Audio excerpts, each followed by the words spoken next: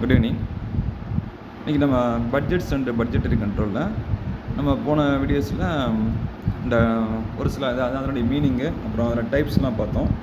இப்போ அதில் ஃபஸ்ட்டு நம்ம சேல்ஸ் பட்ஜெட் பற்றி பார்க்கலாம்.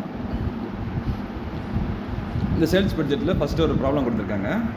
அதில் பாருங்கள், a manufacturing company submits the following figures of a product for the first quarter of 2006. நல்லா செம்ம கவனிச்சுக்கோங்க.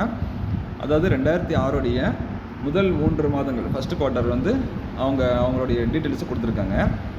சேல்ஸில் இன் யூனிட்ஸாக ஜனவரி, பிப்ரவரி, மார்ச்சுக்கு ஒரு 3 வேல்யூஸ் வந்து கொடுத்துருக்காங்க. அடுத்ததாக அந்த டைமில் வந்து அவங்களுடைய செல்லிங் ப்ரைஸ் பர் யூனிட் வந்து ₹20. ஒரு யூனிட்டுக்கு வந்து ₹20 வரைக்கும் வந்து அவங்க என்ன செய்கிறாங்க, அவங்க ப்ராடக்ட்ஸை சேல்ஸ் பண்ணுறாங்க. இப்போ அவங்களுடைய target of first quarter of 2007, அதாவது அவங்க 2006 வந்து அவங்களுடைய சேல்ஸ் வந்து இந்த வேல்யூ அமௌண்ட்டு.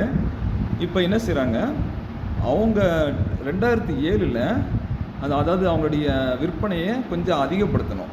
அந்த விற்பனையை வந்து அதிகப்படுத்தினா அப்போ செல்லிங் ப்ரைஸை வந்து, அதாவது அவங்க ப்ராடக்டோடைய வேல்யூவாக அவங்க ப்ராடக்டோடைய காஸ்ட்டை வந்து கொஞ்சம் இன்க்ரீஸ் பண்ணி அவங்க ஒரு பட்ஜெட் வந்து போடுறாங்க. அப்படி பண்ணுற சமயத்தில் எந்தளவுக்கு வந்து இன்க்ரீஸ் ஆகும் அப்படின்னு சொல்லக்கூடியதான் இந்த சேல்ஸ் பட்ஜெட், இந்த சம்முடைய சேல்ஸ் பட்ஜெட். அதாவது அவங்க 2006 அவங்க கொடுத்துருக்கக்கூடிய யூனிட்ஸுடைய வேல்யூ எவ்வளோ, 2007 கொஞ்சம் இன்க்ரீஸ் பண்ணாங்கன்னா, அவங்க சேல்ஸ் குவான்டிட்டியும் சேல்ஸ் ப்ரைஸ்லாம் கொஞ்சம் இன்க்ரீஸ் பண்ணாங்கன்னா எவ்வளோ வந்து அவங்களால அச்சீவ் பண்ண முடியும் அப்படின்னு ப்ரிப்பேர் பண்ணக்கூடியதான் சேல்ஸ் பட்ஜெட். சரியா? இதுதான் இதோடைய கான்செப்ட். அடுத்து பாருங்கள், செல்லிங் ப்ரைஸை கொடுத்துட்டாங்க. அடுத்து டார்கெட் வந்து ஃபஸ்ட் குவார்ட்டர் 2007 சேல்ஸ் குவான்டிட்டி 10% வந்து இன்க்ரீஸ் வந்து அவங்க பண்ணுறாங்க. அடுத்ததாக சேல்ஸ் ப்ரைஸ், விற்பனையுடைய அளவும் விற்பனையுடைய அந்த விலையும் வந்து என்ன செய்கிறாங்க, 10% அதிகப்படுத்துகிறாங்க. இப்போ என்ன செய்கிறாங்க, prepare sales budget for the first quarter of 2007. இப்போ வந்து 2006 இருக்கக்கூடிய 3 மாதம் ஃபஸ்ட் குவார்ட்டரில் 3 மாதம் கொடுத்துட்டாங்க. அது அடுத்து வந்து என்ன செய்கிறாங்க, prepare sales budget for the first quarter of 2007. 2007 இருக்கக்கூடிய முதல் 3 மாதத்துக்கு நீங்கள் sales budget have to prepare அப்படின்னு அவங்க வந்து சொல்கிறாங்க.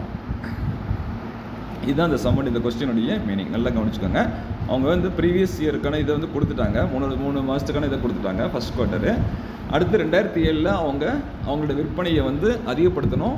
எப்படி அச்சீவ் பண்ணால் அவங்க தான், அதாவது சேல்ஸ் ப்ரைஸை அவங்க குவான்டிட்டிலாம் வந்து எந்த அளவுக்கு 10% வந்து அதிகப்படுத்திட்டாங்கன்னா, அடுத்து வரக்கூடிய 2007 அவங்களுடைய அச்சீவ்மெண்ட்டு, அவங்களுடைய சேல்ஸ் வேல்யூ, அவங்களுடைய குவான்டிட்டி, அவங்களுடைய ப்ரைஸ் எல்லாமே இன்க்ரீஸ் பண்ணதால அவங்க சேல்ஸ் வேல்யூ எந்தளவுக்கு வந்து அதிகமாக இருக்குது அப்படிங்கிறத ஒரு பட்ஜெட் வந்து போடுறாங்க. சரியா?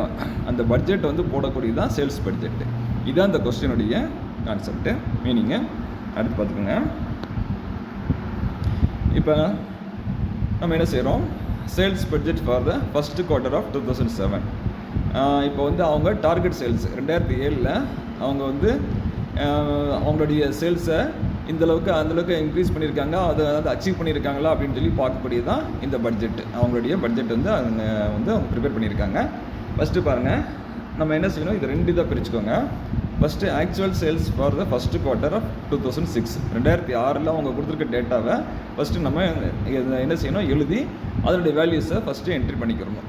ஆக்சுவல் சேல்ஸ் ஆக்சுவலாக வந்து அவங்க கொடுத்துருக்கக்கூடியது ஃபஸ்ட்டு ஜனவரி, பிப்ரவரி, மார்ச்சுக்கு. ஃபஸ்ட்டு பார்த்தீங்கன்னா குவான்டிட்டி 30,000.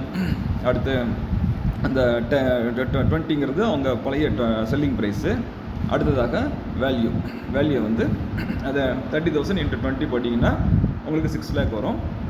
அதே மாதிரி 25,000 × 20 போட்டிங்கன்னா உங்களுக்கு 5 lakhs வரும். அடுத்ததாக மார்ச்சில் 35,000 × 20 போட்டோன்னா 7 lakhs வரும். சரி, இந்த 3 வந்து பழைய, அதை 2006 அவங்க கொடுத்துருக்கக்கூடிய வேல்யூ. அடுத்து வந்து நம்ம என்ன செய்ய போகிறோம், இப்போ அடுத்த பக்கத்துலேயே அடுத்த காலம் போட்டு 2007 டார்கெட், அவங்களுடைய வரக்கூடிய வருஷத்துக்கு அவங்களுடைய டார்கெட் வந்து எப்படி அச்சீவ் பண்ணலாம் அப்படிங்கிறத அடுத்த ஸ்டேட்மெண்ட்டாக பக்கத்துலேயே நம்ம ப்ரிப்பேர் பண்ணுறோம். இதே ஃபார்மேட்டில் நீங்கள் வந்து எக்ஸாம்பிள் எழுதுங்க. ஆக்சுவலி இதுவும் வந்து கொடுத்துருக்காங்க. அடுத்த வரக்கூடிய வருஷத்துக்கான முதல் 3 மாதங்களுக்கான விற்பனையோடைய அவங்களோட அச்சீவ்மெண்ட்டை நம்ம வந்து பக்கத்தில் வந்து எழுதுகிறோம். இதில் ஃபஸ்ட்டு பார்த்துக்கோங்க.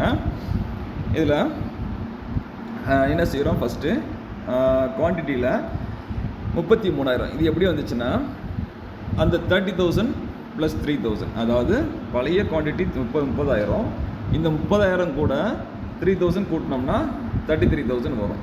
இந்த அமௌண்ட் எப்படின்னா இந்த 10%, அதாவது அவங்க சம்மில் வந்து கொடுத்துருக்காங்க. சம்மில் வந்து என்ன கொடுத்துருக்காங்க, சேல்ஸ் குவான்டிட்டி இன்க்ரீஸு 10%, அதேமாதிரி செல்லிங் ப்ரைஸ் வந்து இன்க்ரீஸு 10%. இப்போது அதாவது 2006 2007 வந்து அவங்க வந்து பட்ஜெட் போடும்போது 10% என்ன செய்கிறாங்க, சேல்ஸ் ப்ரைஸையும் சேல்ஸ் குவான்டிட்டியும் கூட்டி காமிக்கணும், இதை வந்து ஆட் பண்ணணும். அதுதான் வந்து நம்ம இங்கே போட்டிருக்க 10%.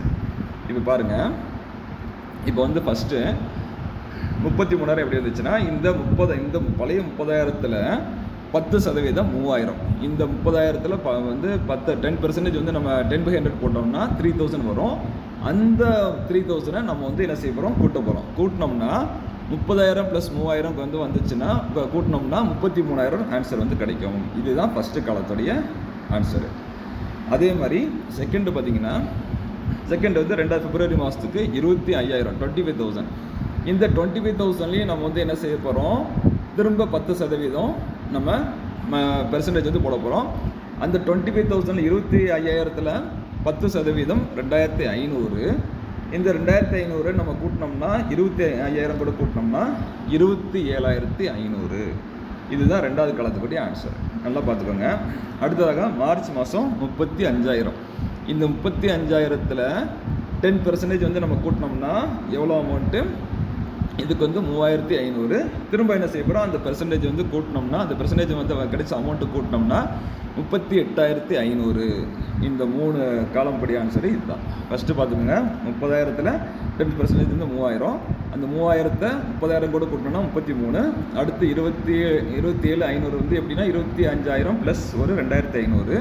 அடுத்து 35,000 + ஒரு 10% 35,000 3,500 கூட்டினோம்னா 38,500. இந்த 3 வேல்யூவும் இப்படி தான் வந்துச்சு, பார்த்துக்கோங்க.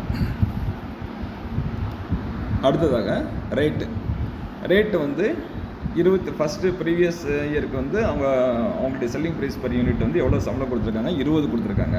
அதை பார்த்துக்கோங்க. செல்லிங் ப்ரைஸ் பெர் யூனிட் வந்து 20 கொடுத்துருக்காங்க. அடுத்ததாக திரும்பவும் என்ன செய்கிறாங்க, 2007ல் 10% வந்து இன்க்ரீஸ் பண்ண சொல்லியிருக்காங்க. சேல்ஸ் ப்ரைஸ் வந்து இன்க்ரீஸ் ஆகிருக்குது. அப்போ பட்ஜெட் பண்ணும்போது என்ன செய்யணும், இந்த பழைய வேலையிலேருந்து ஒரு 10% நம்ம என்ன செய்யணும், கூட்டணும், ஆட் பண்ணணும். 20 ரூபீஸில் 10% வந்து ஆட் பண்ணோம்னா 2 ரூபா. அந்த 2 ரூபா தான் 22. இந்த 22 ரூபா தான் அவங்களுடைய 2007 ஃபஸ்ட்டு குவார்ட்டருடைய செல்லிங் ப்ரைஸாக இருக்குது. இந்த 3 மாதத்துக்கும் அவங்களுக்கு செல்லிங் ப்ரைஸு 22ஆக வருது. இதுதான் இந்த சம்முடைய ஒரு மாடல்.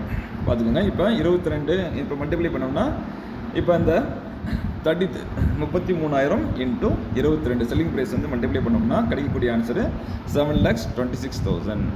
அடுத்ததாக அடுத்த வருஷம் பார்த்தீங்கன்னா 27,500 27,500 × 22 போட்டோம்னா கிடைக்கக்கூடிய ஆன்சரு 6,05,000.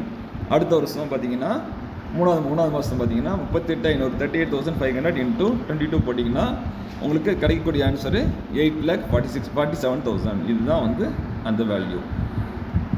இப்போ உங்களுக்கு புரிஞ்சிருக்குன்னு நினைக்கிறேன். இந்த 3 மாதத்துக்கும் நம்ம என்ன செய்கிறோம், குவான்டிட்டி, ரேட், வேல்யூ எல்லாம் தனித்தனியாக போட்டுட்டு டோட்டல் பண்ணிட்டீங்கன்னா அந்த வேல்யூவை டோட்டல் வந்து நீங்கள் கடைசியாக நீங்கள் எடுத்து எழுதிடுங்க.